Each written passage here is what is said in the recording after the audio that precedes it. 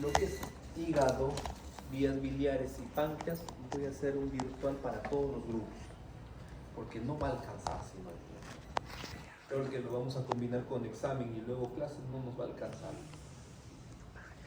En páncreas no va a haber mucho que hacer porque páncreas es más que todo un recordar anatómico de lo que ya han hecho el ciclo pasado, porque en Anato 1 lo consideraron en el sílabus páncreas, solamente es un recordar. Vamos a profundizar un poquito más, nada más ahí el tema hepático, ¿no? Y aprovechando que en digestivo no hay muchas muestras que trabajar tampoco, ¿no? No hay mucho disponible ahí. Entonces,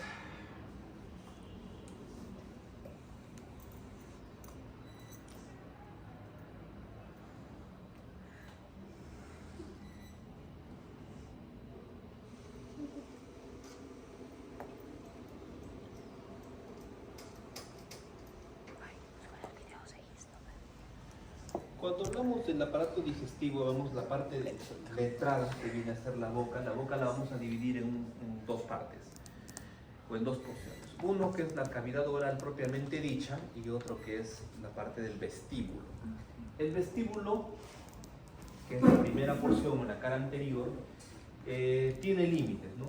Como límite tiene la cara mucosa de los labios y como límite posterior la cara anterior de la arcada dentaria, que contiene básicamente frenillos, frenillo labial superior, frenillo labial inferior, nada más. Luego viene la cavidad oral propiamente dicha. Aquí que tenemos como límite anterolateral la cara posterior de la arcada dentaria, como límite posterior el istmo de las fauces, como límite superior paladar duro, paladar blando, y como límite inferior o como piso los músculos de la lengua. ¿Qué contiene? Básicamente contiene la lengua como estructura y contiene la salida de las glándulas, porque las estructuras glandulares que van a ser anexas a lo que viene a ser la cavidad oral van a drenar su contenido precisamente en las proximidades de la lengua. Correcto. Ahora, cuando exploramos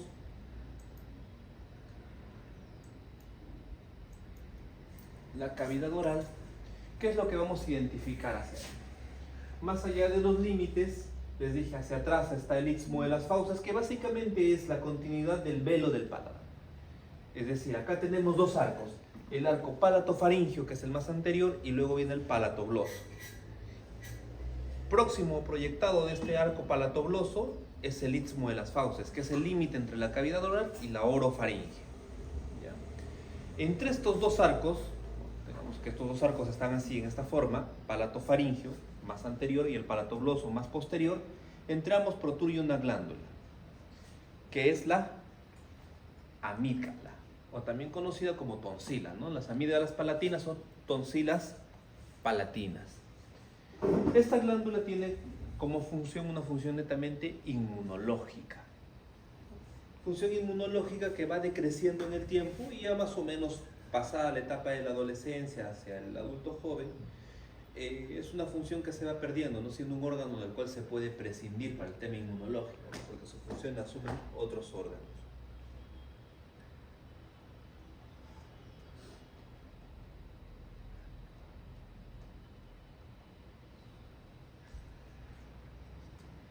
Cuando vemos nosotros el techo, lo que viene a ser el paladar blando, el paladar duro, este se va a sostener en estructuras musculares, ¿no? ¿Qué tenemos entre estos músculos? El tensor del velo del paladar, el elevador del velo del paladar, el palatofaringio, el palatogloso y el músculo de la úvula. Son los músculos que básicamente van a trabajar en conjunto para sus fibras formar parte de lo que viene a ser la estructura que eleva la úvula. Entonces, estos músculos, además, estos músculos, además, si nosotros tratamos de agruparlos en cuanto a su inervación, el tensor del velo del paladar es el único que está inervado por una rama del nervio mandibular, del tercer trigémino. Mientras que el elevador, el palatogloso, palatofaringio y el de la úvula están inervados por el nervio vago. Funcionalmente, el tensor del velo del paladar, una de sus principales funciones es tensar el paladar blando y aperturar la tuba auditiva. Entonces, ustedes se habrán dado cuenta que cuando a veces sienten el oído tapado, ¿no? Bostezan o abren la boca en su máxima amplitud, esto como que se abre, ¿no? Entonces, ¿qué es lo que está pasando? La tuba auditiva, que no es otra cosa que la trompa eustaquio, que tiene una comunicación con el oído medio, al nosotros aperturar o bostezar, lo que estamos haciendo es que ingrese una gran cantidad de aire. Ingresa esa gran cantidad de aire a la tuba auditiva y equilibra las presiones dentro del oído medio. Entonces, eso es lo que nosotros sentimos como que esto se abre. ¿Correcto? ¿Quién es responsable de hacer esto? El tensor del velo del paladar. El resto de los músculos juegan en distinta forma con el paladar blando y el de la úvula, que básicamente se aboca a acortar la úvula y tirar de ella superiormente. Ahora, cuando vemos otra estructura como la lengua, que es ya parte del contenido de lo que viene a ser la cavidad oral, la lengua va a tener sus partes. Aquí lo vemos en un corte sagital. Tiene un ápex o ápice, tiene un cuerpo y una raíz. Y si vemos sus caras, tiene una cara dorsal y una cara ventral. Ahora, en una vista superior, ¿qué es lo que podemos ver acá? Vemos la cara dorsal. En la cara dorsal lo que podemos identificar son dos surcos. Un surco medio y un surco terminal o posterior. El más importante es el surco terminal o posterior. ¿Por qué? Porque alrededor de este surco se van a depositar las papilas linguales con capacidad gustativa. ¿Correcto? ¿Por qué? Porque si bien es cierto, vamos a tener papilas linguales distribuidas en todo el dorso de la lengua, no todas tienen capacidad gustativa. Las que tienen capacidad gustativa solo son las que están alrededor del surco terminal. ¿Y qué papilas vamos a encontrar en esta zona? Vamos a encontrar las papilas filiformes, las fungiformes, las foliadas y las circunvaladas. Esto lo hacen con bastante detalle en histo, ¿no? Y histo ya lo han hecho. En histología lo que detallas es que las papilas foliadas básicamente están revestidas por un epitelio que era escamoso, queratinizado. Al no tener glándulas gustativas, tienen una función más mecánica. Significa que sirven para dar fricción y permitir el movimiento del bolo alimenticio durante la masticación. Entonces su función es netamente mecánica. Las papilas fungiformes tienen escasas glándulas gustativas, igual forma se encuentran en todo el dorso de la lengua, mientras que las foliadas y las circunvaladas se ubican básicamente alrededor de lo que es el surco terminal. Y dos, están revestidas por mucosa no queratinizada y contienen numerosas glándulas gustativas. Significa entonces que a este nivel es donde se va a concentrar toda la función sensitivo-sensorial de la lengua. Ahora, la lengua se va a sostener en músculos. Los músculos los podemos agrupar en dos bloques: músculos intrínsecos, músculos extrínsecos. Músculos intrínsecos son aquellos que le van a dar la forma a la lengua y le van a permitir ese movimiento fino, ¿no? Enrollar el vértice de la lengua, lateralizarla, ¿no? Etc. Mientras que los extrínsecos lo que le van a generar es puntos de fijación en estructuras óseas fuera de la cavidad oral. Entonces, ¿qué músculos intrínsecos podemos identificar acá? Este es el dorso de la lengua, este es un corte coronal. Tenemos el dorso de la lengua. Aquí, ¿qué identificamos? El músculo longitudinal superior, músculo vertical, músculo transverso, músculo longitudinal inferior. Nada más. Intrínsecos. Extrínsecos. Vemos acá el geniogloso, vemos acá el hiogloso, vemos acá músculo como el estilogloso.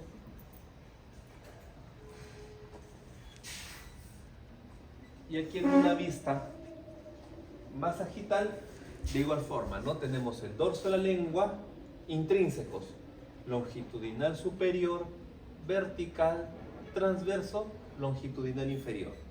Si se dan cuenta, estos músculos son los que le terminan dando la forma a la lengua. Mientras que los extrínsecos le dan fijación. El hiogloso y el geniogloso tienen una relación muy directa con el hueso hioides. Mientras que el estilogloso con la apófisis estiloides.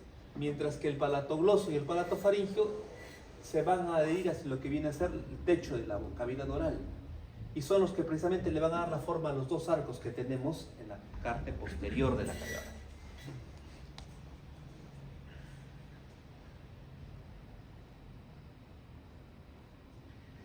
Entonces, básicamente, en la parte funcional, si bien es cierto el geniogloso, iogloso, estilogloso trabajan para darle protusión, retracción de la lengua, ¿no? Como movimiento también permiten lo que es fijación, pero aquí podemos aplicar reglas como el todos menos uno.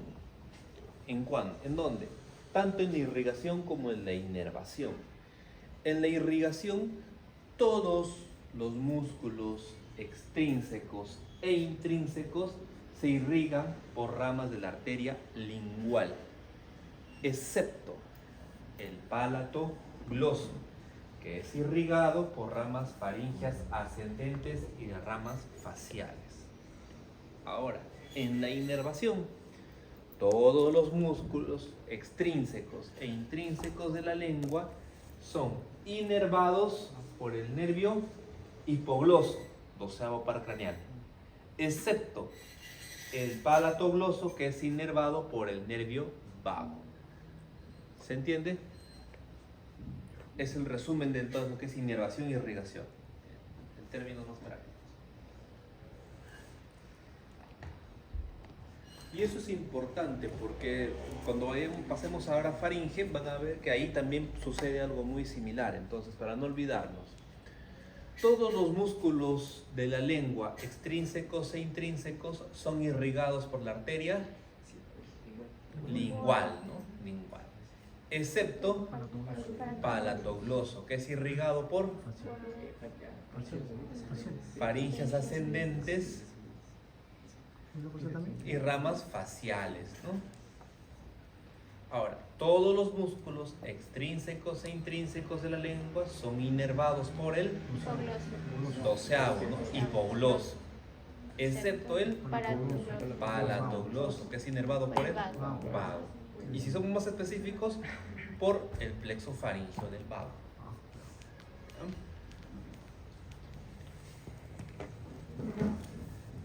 Entonces, aquí lo que podemos ver es que la arteria lingual va a provenir de la arteria carótida externa.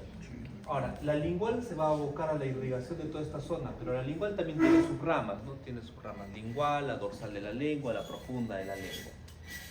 Cuando hablamos de lo que viene a ser la inervación, a eso vamos a la final. El drenaje venoso. Para el drenaje venoso, acá hay una imagen más clara. Doctor, disculpe un momento.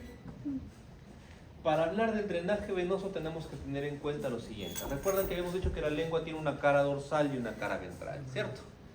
La cara dorsal tiene un drenaje a cargo de la vena dorsal de la lengua. ¿Esta dónde va a drenar? En la vena lingual. 1. 2. La cara ventral. La cara ventral tiene drenaje venoso, la vena lingual profunda y la sublingual. ¿Dónde van a drenar esta red venosa? En la vena satélite del nervio hipogloso. ¿Por qué satélite del nervio hipogloso? Porque en todo su trayecto acompaña al nervio hipogloso. ¿Correcto? Entonces tenemos dos ramas intermedias principales, vena lingual y vena satélite del nervio hipogloso. Ambas van a drenar en la vena yugular interna. La vena yugular interna se une a la subclavia y va a drenar en la vena brachiocefálica. Y la vena brachiocefálica drena en la vena cava superior. Entonces llega bastante rápido a la circulación general. Esta es la razón anatómica vascular por la cual en fármaco les van a enseñar que dentro de las vías de administración de medicamentos tenemos la vía sublingual. Entonces, hay medicamentos que se muelen y se colocan debajo de la lengua, precisamente porque lo que buscas es un paso rápido a la circulación general para un efecto rápido. ¿Todos los fármacos pueden hacer eso? No. Por ya les enseñarán en fármaco que hay medicamentos que necesitan todavía pasar por el hígado, el paso hepático, el primer paso hepático, para activarse o para inactivarse o para suprimir todo el medicamento y construir metabolitos activos que recién tengan algún tipo de acción, los famosos profármacos. Entonces, ahí hay una razón anatómica vascular de lo que va a ser netamente visto en farmacología. ¿Ya? Y luego también cuando ya veamos la parte rectal, vamos a ver que la parte rectal también es una vía de administración de medicamentos intrarrectal, pero eso sí tiene un porcentaje de paso hepático porque hay parte de la red venosa y una porción que sí pasa por el hígado. Ahora, cuando hablamos de la inervación de la lengua, acá. La inervación de la lengua, tenemos que tener claro lo siguiente. Lo que hemos visto primero es la inervación motora. La inervación motora, que no es igual a la inervación sensitiva. Entonces, en la inervación motora habíamos dicho que todos los músculos extrínsecos e intrínsecos de la lengua son inervados por el nervio hipogloso, excepto el palatogloso, que es inervado por ramas del plexo faríngeo del vago. ¿Correcto? ¿Cómo es en la inervación sensitivo-sensorial? Dividimos a la lengua en tercios.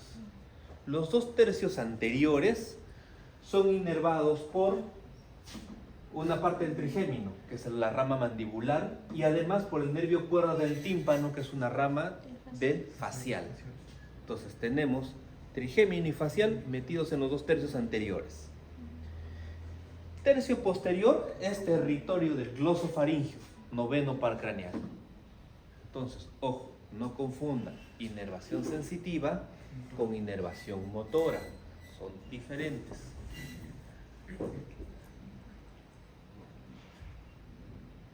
Ahora, cuando hablamos de la faringe, identificamos lo siguiente. La faringe se divide en segmentos: la nasofaringe, orofaringe, laringofaringe, y a esa viene a ser la transición netamente hacia el esófago. Naso y laringo ya lo habíamos trabajado, lo habíamos revisado cuando hemos visto la vía respiratoria, ¿cierto? Entonces, en el resto de la faringe, lo que importa es su estructura muscular. Para su estructura muscular anatómica, lo que tenemos aquí es la presencia del músculo constrictor, que es el más grande y potente. El constrictor tiene 3 brazos: un brazo superior, un brazo medio y un brazo inferior. ¿Por qué es importante esto? ¿Y por qué les digo que es un músculo potente? Tiene que ver con sus inserciones. Pasen saliva, deglutan. Van a darse cuenta que toda la parte cervical se mueve. Cuando ustedes pasan saliva o degluten alimento, todo se mueve. ¿Por qué? Porque lo que estamos haciendo es hacer funcionar el músculo constrictor. El constrictor superior se va a insertar en el gancho del proceso pterigoideo y en el rafe pterigomandibular, con la mandíbula. El constrictor medio se va a insertar en el hueso hioides y el constrictor inferior se va a insertar en la en el cartílago tiroides, en el cartílago cricoides y en parte de la tráquea. Entonces, es un músculo con inserciones amplias. Es por eso que cuando ustedes degluten, ese músculo moviliza toda la región cervical. ¿Correcto? Pero además del músculo constrictor de la faringe, vamos a tener a músculos que van a ayudarlo, como el estilofaringio, el salpingofaringio y el palatofaringio. Ojo, el palatofaringio no es igual al palatogloso, no lo confundan. Aquí la función de todos estos es lo mismo: elevar faringe, elevar laringe. Pero el palatofaringio, al igual que el palatogloso, tienen una función particular. El palatogloso eleva la raíz de la lengua y la pega hacia el paladar. Pasen de nuevo saliva. Sientan cómo la raíz de la lengua se pega hacia el paladar. ¿Por qué hace esto? Porque si nosotros tuviéramos bolo alimenticio acá, al pegarse, empuja el bolo alimenticio hacia la orofaringe. Y cuando llega la orofaringe, la palatofaringe va a hacer lo mismo: cerrar el istmo de las fauces. Colabora con el palatogloso para cerrar y empujar el bolo alimenticio y no refluya, no regurgite. ¿Correcto? Ahora, aquí también hacemos el todos menos uno. Todos los músculos faringios son inervados por el nervio vago, excepto el estilofaringio, que es inervado por el glosofaringio, noveno par craneal. Nuevamente, todos los músculos faringios son inervados por el vago, excepto el Estilofaringio. que es inervado por el Glosofaringio. Todos los músculos extrínsecos e intrínsecos de la lengua son inervados por El hipogloso. excepto el palato grosso. que es inervado por el vago. Facilito. Ahora, ahí ustedes se dan cuenta la importancia que tiene el nervio vago en la deglución, en la funcionabilidad o en el mecanismo de la deglución. Y aquí ya entra a tallar mucho dentro de las ramas del plexo faríngeo del vago, también la presencia del nervio laringio superior o laringio recurrente superior. Y si ustedes recordarán cuando hicimos laringe, les comenté que este nervio era tan importante que no solo servía para inervar cuerdas vocales, ¿cierto? El cartílago epiglótico, sino que también participaba en la deglución. Es por eso que cuando se lesionan estos nervios a los pacientes, por alguna razón, el paciente no puede deglutir. Y para casualidad, justo la semana pasada tuvimos un caso que hace bastante tiempo, paciente donde por el mismo tumor, no por la cirugía, sino por el mismo tumor, ya invadió, comprometió la estructura nerviosa al punto que el paciente ya no deglute, no solo por la masa que tiene ahí, sino porque funcionalmente ya no puede hacer deglución. Le pedíamos que pegue la base de la lengua al paladar y no puede hacerlo. Entonces, en alguna forma, todas estas fibras nerviosas están tomadas hacia arriba, no puede deglutir. Entonces, entraba para que básicamente cirugía lo programe para hacer una gastrostomía, o sea, colocarle un tubo directo al estómago para alimentarlo por ahí. Por acá ya no se puede, hay que ir directo al estómago. Entonces, se entiende esta parte de todos menos uno y lo que viene a ser la inervación, ¿cierto? En cuanto a la irrigación de la faringe, esto viene así. La faringe la dividimos en dos mitades, una mitad superior y una mitad inferior. La mitad superior es irrigado por ramas de la carótida externa. ¿Qué ramas entran ahí? Faringes ascendentes, palatinas, linguales, maxilares. Mientras que la mitad inferior es irrigada por ramas de la subclavia. ¿Principalmente de cuál? Del tronco tirocervical. ¿Quién? Tiroidea inferior. Y cuando hablamos del drenaje venoso, el plexo venoso faríngeo o las venas faringeas que drenan directamente en la vena yugular interna.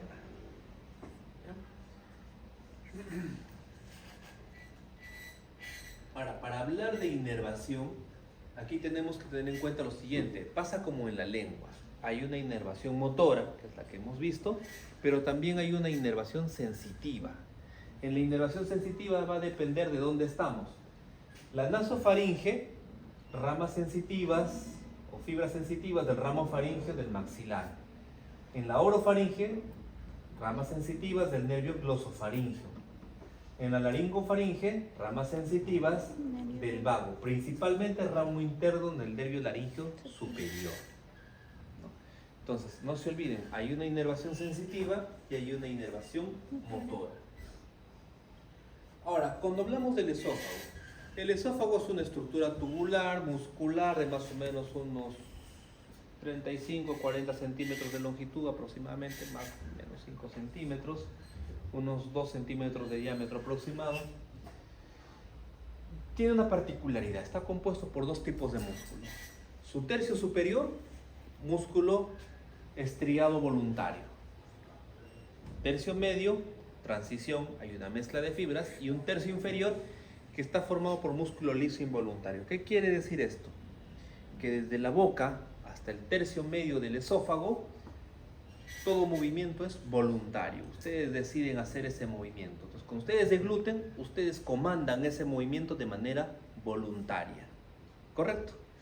Pero una vez que el bolo alimenticio alcanza el tercio medio del esófago, de ahí hasta el final es involuntario. ¿Quién toma el control? El sistema nervioso autónomo y el sistema nervioso entérico. Teniendo preponderancia ahí el sistema nervioso entérico, expresado en dos plexos, el plexo mientérico de Meissner y Auerbach. Uno que es muscular y uno que es submucoso. Entonces, hace un par de años salió un artículo que hablaba y desmitificaba muchas cosas, ¿no? Y separaba un poco esto, porque siempre se creía que el vago era el que comandaba todo. Pero luego, cuando se estudió un poco más, se vio de que el sistema nervioso entérico tiene una red neuronal equiparable al sistema nervioso autónomo. Es tan complejo como el autónomo. Entonces, este toma el control del movimiento peristáltico, ese movimiento en ondas que tiene el aparato digestivo. Desde el tercio medio del esófago hasta que sale expulsada de la libre. Ahora, el esófago lo podemos dividir en tres segmentos. Un segmento cervical, un segmento torácico y un segmento abdominal. El segmento cervical, que va desde la unión faringoesofágica y básicamente hasta la entrada del opérculo torácico. ¿Se acuerdan, no? El opérculo torácico cuando hablábamos de los espacios del mediastino, ¿no? Ahora, el esófago torácico, que va desde el opérculo torácico hasta que llega al diafragma, hasta el hiato diafragmático. Y el segmento abdominal desde el hiato diafragmático hasta que ya encalza con el estómago. Ahora, dentro de ese trayecto el esófago va a presentar tres estrechamientos. Así como el uréter tenía tres estrecheces, igualito los tiene el esófago. El primer estrechamiento del esófago es la unión faringoesofágica, o también conocido como el esfínter esofágico superior. Es básicamente provocado por la presencia del músculo cricofaringio. ¿A qué distancia se encuentra? Una distancia aproximada de unos 15 centímetros contando desde los incisivos. Cuando ustedes pasen a hacer gastro en clínicas, vayan a ver endoscopías, van a ver que el endoscopista cuando hace ese informe detalla, ¿no? Encuentro un cuerpo extraño, hiperplasia o encuentro un tumor a 15, 20, 30 centímetros de los incisivos, ¿no? De la arcada dentaria, o te dice si está en el primero, segundo o tercer estrechamiento esofágico. Ahí van a volver a tener en cuenta esto. ¿Correcto? Ese es el primer estrechamiento. El segundo estrechamiento es compuesto. Depende del ángulo del que lo mires. Si ustedes miran de adelante hacia atrás, ¿no? En una vista antero-posterior, vas a ver el estrechamiento que le genera cuando se apoya el arco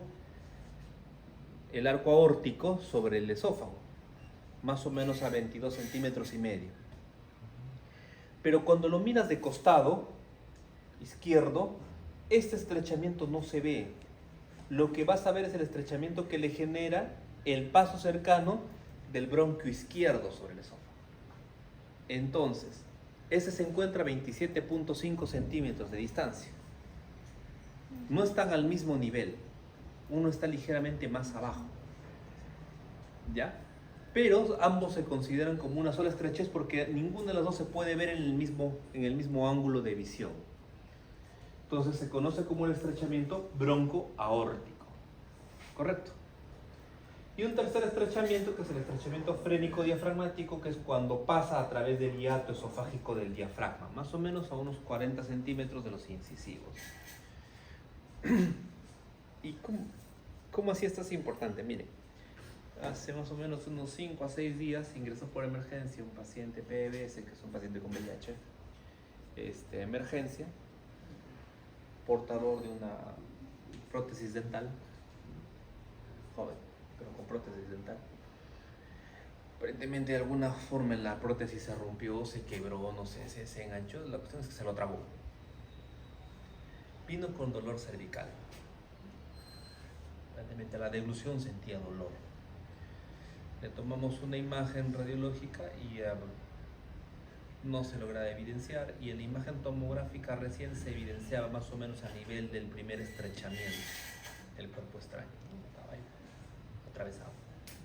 Dijimos entonces hay que mandarlo con el gastroenterólogo, que lo saque con la endoscopia, que lo saque.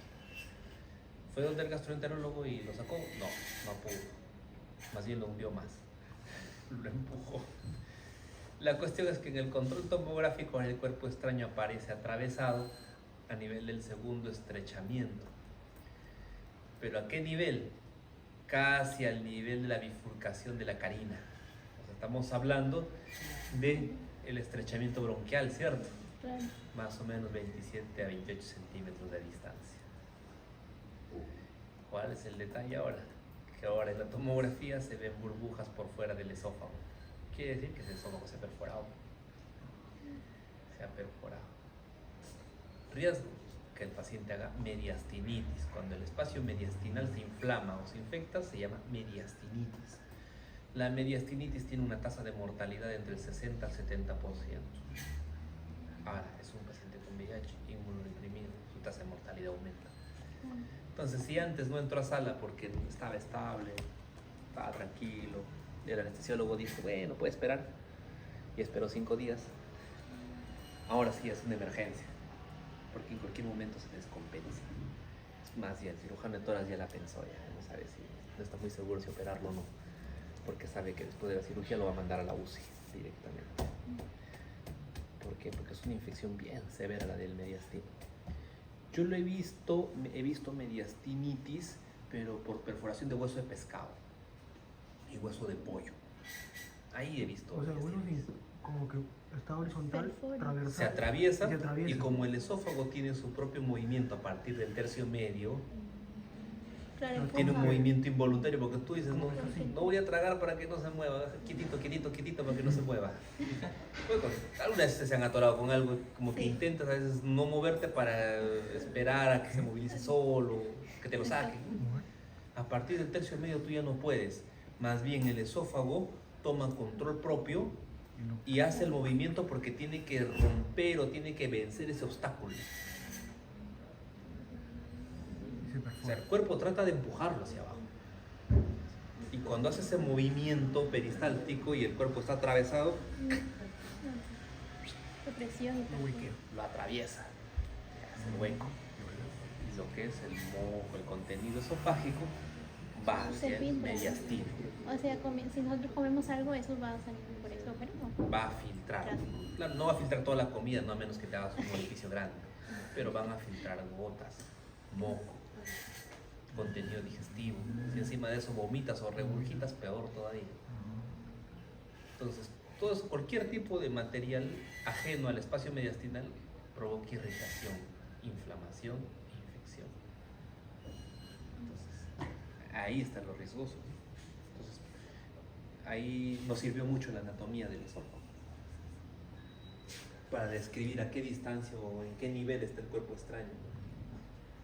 Ahora, cuando nosotros hemos dividido el esófago en porciones, tanto cervical, torácica o abdominal, nos sirve también para poder agrupar lo que viene a ser la irrigación y el drenaje venoso. Cuando vemos el esófago cervical, está irrigado por ramas esofágicas de la arteria tiroidea inferior, que es rama del tronco tirocervical.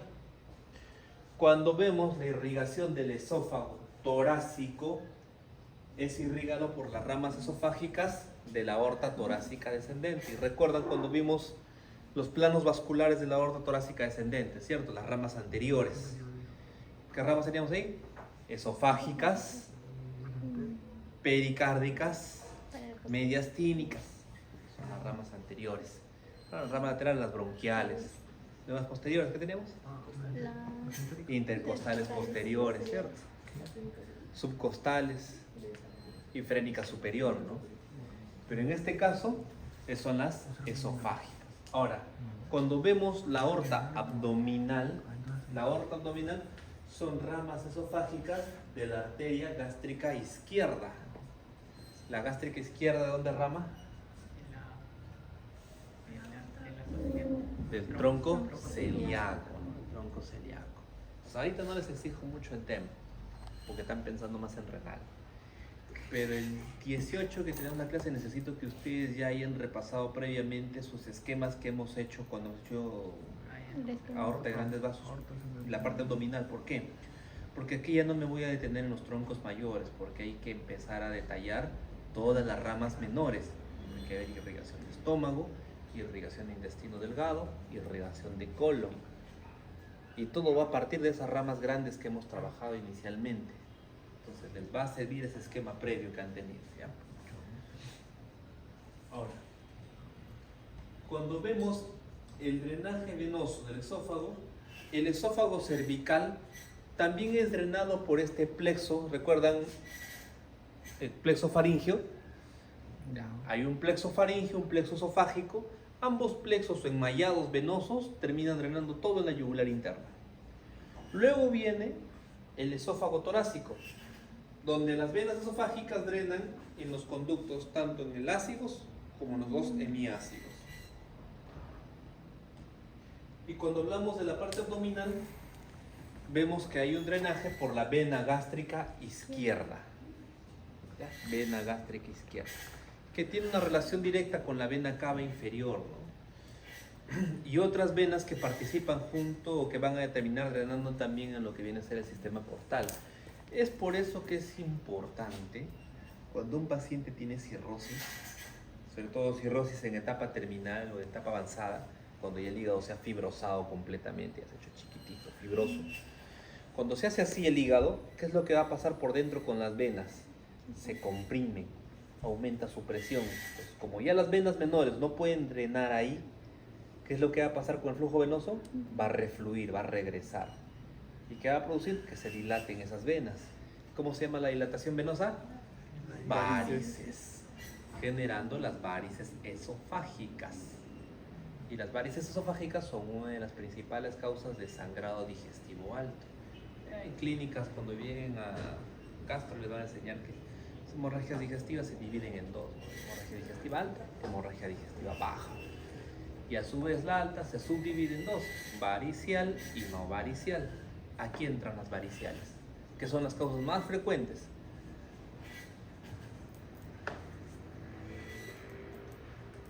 Y cuando vemos inervación del esófago, recordamos que el vago tiene dos cadenas, ¿no? Vago derecho, vago izquierdo, que bajan en paralelo al esófago, bajan acompañándolo, y además forman cadenas anteriores y cadenas posteriores. Eso es uno, pero no es el único. También se apoya en inervación que proviene, la inervación simpática que proviene de los troncos simpáticos cervicales y torácicos y los espinales, T5 a T12. Pero el más importante es la presencia de los plexos mientéricos de Meissner y Auerbach, parte del sistema nervioso entérico, para jugar un papel importante en la regulación peristáltica. ¿Correcto? ¿Hasta ahí alguna pregunta? ¿No?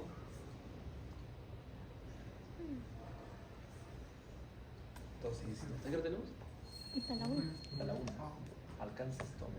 ¿O se quieren ir a estudiar? Pero solo eso viene en el plan. ¿Hacemos estómago? Preguntas de estómago. No, Si hacemos estómago, Vayan. si hacemos estómago, no. Vayan a estudiar, avancen. Normalmente. 3:30 examen, ¿no? Ah, bueno. Vayan. Con pena, mira, vaya.